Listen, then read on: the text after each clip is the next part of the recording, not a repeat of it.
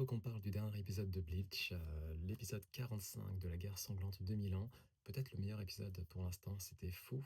J'ai lu le manga et ça change beaucoup. Bon, on savait qu'il y avait pas mal de scènes qui changeaient, parfois très importantes, mais à ce point-là, c'est vraiment du jamais vu. Et si on continue dans cette direction, vraiment, ça sera historique, hein. Je crois qu'on n'a jamais eu vraiment d'anime qui recanonise en fait les événements, hein, parce que supervisé par le mangaka, en l'occurrence Tite Kubo. Et que ça change à ce point-là, ça serait vraiment inédit. Là, clairement, le gros focus, c'est Inoue, hein, qui a un power-up de folie et qui carry, hein, qui carry tout l'épisode. Et c'est assez touchant de voir que on a vraiment évolué, où on a été à un moment donné où Ichigo protégeait Inoue. Et là, du coup, c'est l'inverse, hein. C'est Inoue qui ne fait que protéger Ichigo et qui le sauve, hein, littéralement à la fin de l'épisode en se sacrifiant.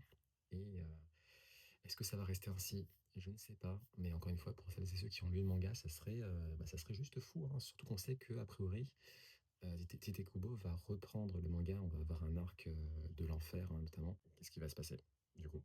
Je sais pas.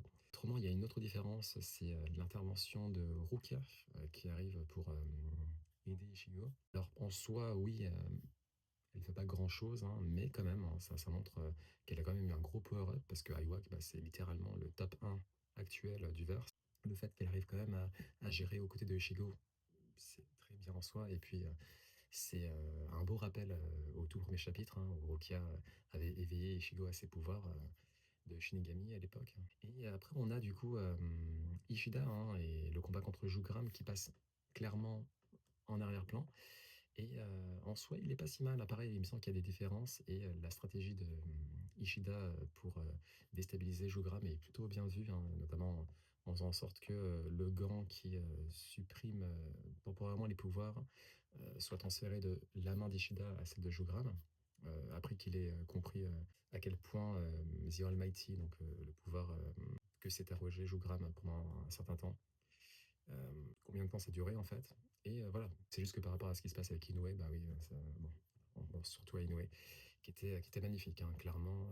Je crois que c'était son moment, hein, c'était son moment le plus symbolique, le plus marquant. Et quel personnage! Je m'attendais pas à être aussi surpris dans le bon sens du terme par Inoue. Et là, vraiment, c'est magnifique d'un point de vue écriture, d'un point de vue esthétique, sur tous les plans possibles. Vivement la suite et on croise les doigts pour que ça se termine, non pas en happy ending, mais vraiment que Tite Kubo puisse restituer la vision qu'il avait de base pour le manga.